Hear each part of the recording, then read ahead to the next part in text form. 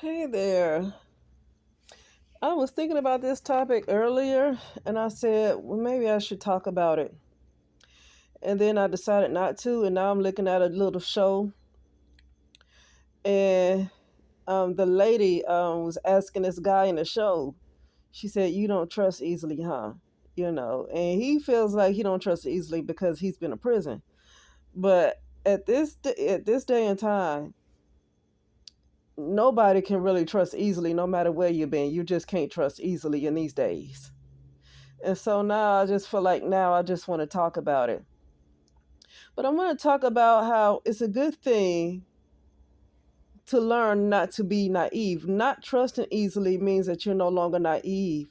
I feel like I almost feel like everything that's going on is a struggle, but it's also a gift. I want to say it's also a gift because when you're not able to trust people easily, when you're dealing with a bunch of liars, and then you have to learn how to trust your intuition, you can't trust easily. It gets to a point where you can no longer rely on your human abilities, right? This is that thing they were talking about when I was talking about when I think in a couple of videos ago about the vetting thing, where some people when people say you can't vet somebody, you can't truly vet somebody, because they can everything that you say you want in a person, they can be all those things, and they might not have a public record. You might look up their public records. You might have an investigator.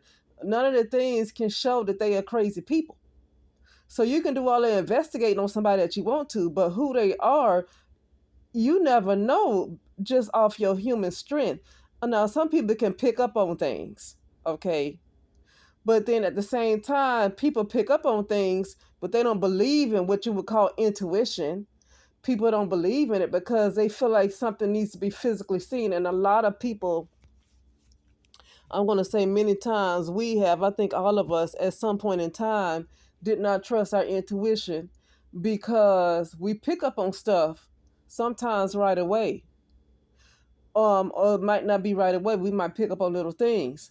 But because there is not anything that any other physical type of reason that they're giving us to not trust them, we continue to give them passes or allow stuff to continue.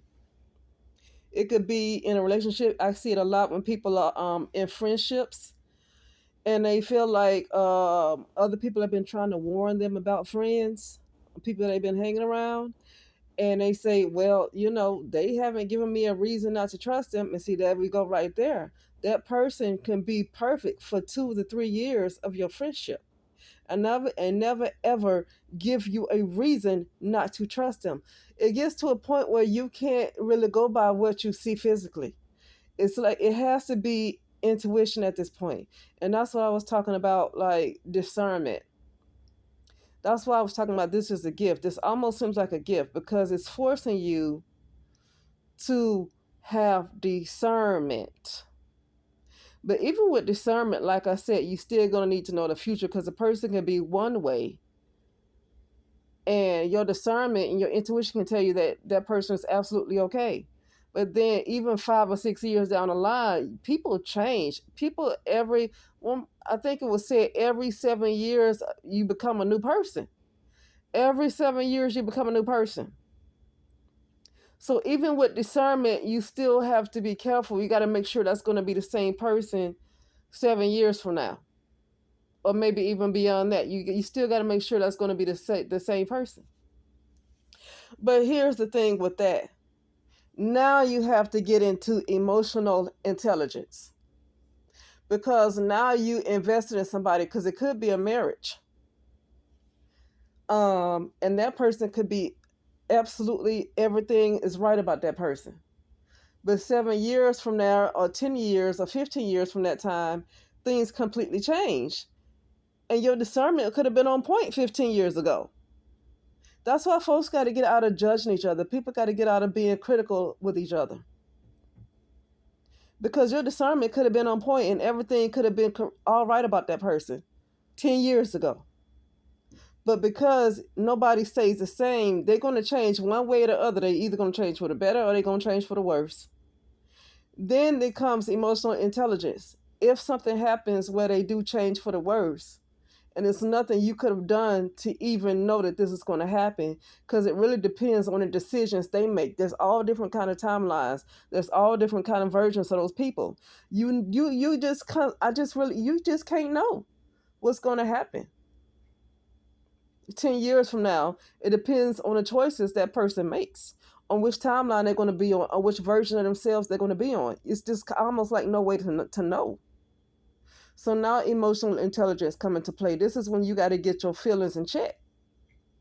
This is when you got to get your feelings in check. You got to get off of your emotions so much. Now you got to stop. It's almost like you got to stop. When I say you, I say we. I mean really people, we in general. We have to stop worshiping our emotions. And I think for the most part, humanity in general worships their emotions. And so because people tend to worship their emotions, then regardless of what you know is best, your emotions make the decisions for you. And a lot of times we might make the wrong decisions. Okay. So now when you get into the emotional intelligence part of it, when that person does change, regardless of you have some kind of investment emotional, well, if you don't worship your emotions, then you probably won't be emotionally invested in whatever the situation is, because you don't hold your emotions to a higher standard. um and emotional intelligence will tell you there is a time. What's that part in Ecclesiastes? You guys already know what I'm about to say, but I want to say it correctly, because you already know what I'm about to say. It's a time. um let's see here. I like to say it exactly how it is.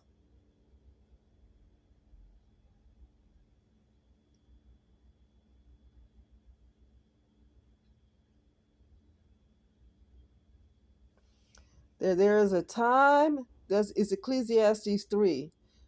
This is a time for There's a time for everything and a season for everything under the heavens. A time to be born, a time to die. Let's read this. Ecclesiastes 3, a time to be born and a time to die, a time to plant and a time to uproot, a time to kill and a time to heal. See, a time to tear down and a time to build. And see, that's what I'm taking. And because emotions pretty much control most people's lives, the emotional intelligence don't kick in, and this part doesn't make sense to a lot of people, even though you can read this all the time. It's almost like when your emotions are not in check and when your emotions pretty much control your decisions, then it's hard for this type of stuff to kick in. A time for war and a time for peace, a time to love and a time to hate, a time to be silent and a time to speak, a time to tear and was it tear and a time to mend, a time to keep and a time to throw away. It's not that you're throwing away anybody, but when the time, that season is up to be around that person, whether they're a friend or whatever they are, that time is up. And I, for one, when it comes to marriage, this is why I'm just kind of like, for me, I don't want to really rush into marriage. I'm not interested. I'm going to say this. I'm not, and this is just me. This is not me putting this on anybody else. I am not interested in marriage in this particular reality.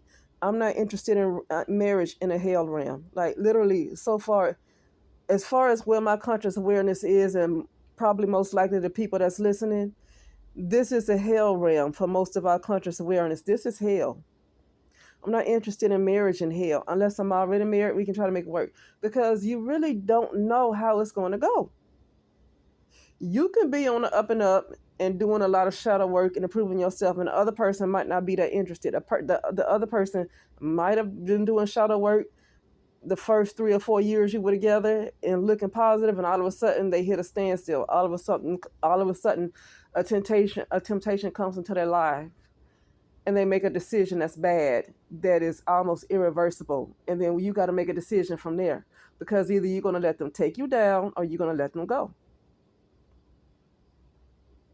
And so for me, marriage, I, I'm even careful with friendship because when it comes to friendship, you got to have a certain level of trust with them too, and they can have a certain type of control over you. But when it comes to a marriage or somebody you sleeping with the enemy, that person can mess you up. Like they can mess you up. It's only so much protection you're gonna have around you sleeping with the enemy. Okay? And I'm almost like I'm not interested. I know they keep pushing marriage, especially on so-called black women. They keep pushing marriage on you, but I'm not one for marriage in a hell realm. I'm not interested in marriage in hell. People are too flawed, and I'm flawed.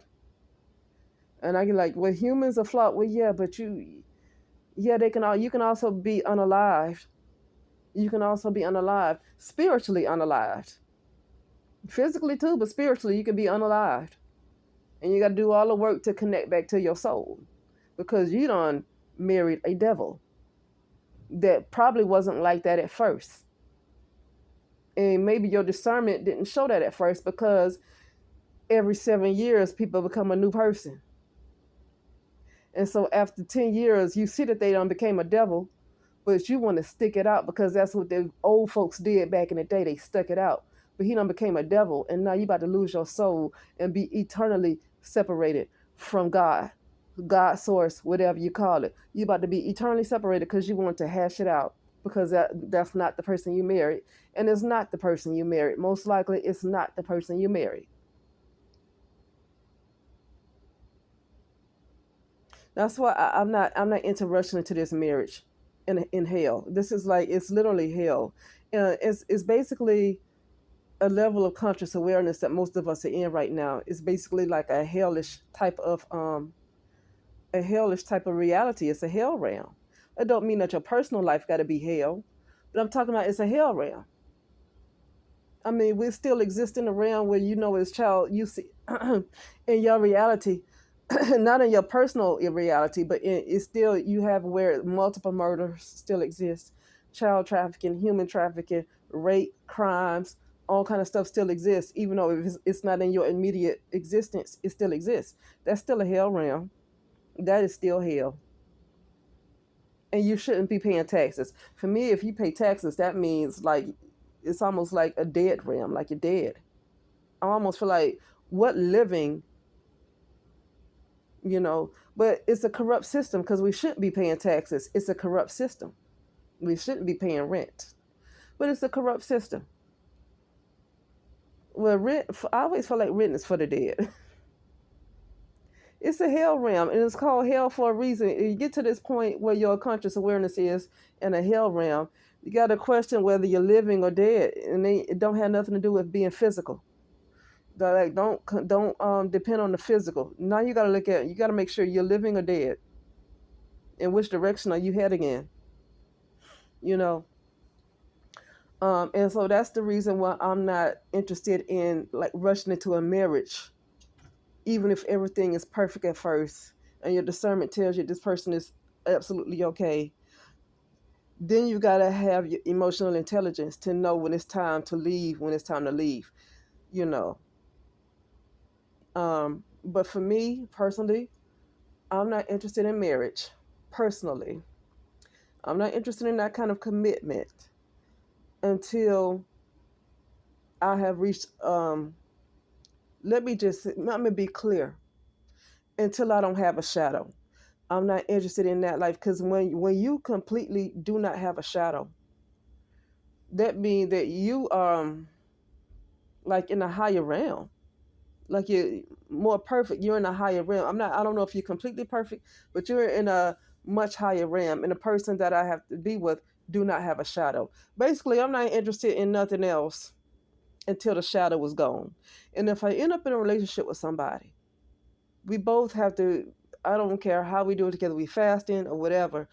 Definitely for me, no sex.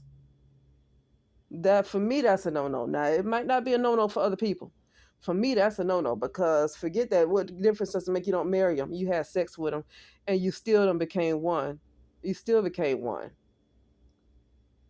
But even emotional attachments, you can be one with that person if you're completely attached to them. So it's like you. That's why emotional intelligence is so important. Because even if the sex part doesn't take place, um, you can still become one with that person in your heart, and it's still hard to let go of them, even if you're not having sex with them, and they can still mess you up. That's why I just say emotional intelligence is so important. I feel like discernment is important to know what kind of situation you're getting into right then and there. But I almost feel like the emotional intelligence is almost the most important to be mature enough to know to leave a situation before it gets bad. Now it could be other things that's important too. I'm still growing. I still have a shadow. So that means I still have ego. So it could be other factors to bring in and other things to do too. But I'm still growing. So for me though, discernment is important for right then and there when you need to make a decision. You need to know when something is bad and something is good. But at the same time, even if your discernment at that time tells you that everything is clear, you're gonna need high emotional intelligence to know when it's time to go. It's time to go. Emotional intelligence doesn't care about other people's feelings. This is for me. When it's time to leave a situation to get into another situation where I might be getting paid more money, it's time to stop caring about that other company and what they might need and their needs and care about yourself. And for me, it's almost like get past the ego and do what's best. Now, some people might not have that problem. Well, it's just because you don't have that problem. You might have other problems where you need to get past your ego, right? You may have some other stuff. But for me, I need to get past the ego when it comes to caring about other folks. Because that is ego. Because if it's going against my best, if it's going against my own good, then it's only my ego that's caring about somebody else because it's going against my own good. And my higher self or God or whatever would not keep me somewhere that is not for my greater good. Okay, that's only my own ego that's caring about how somebody else feel. But that's just me. Okay. But anyway, with that being said, I'll talk later.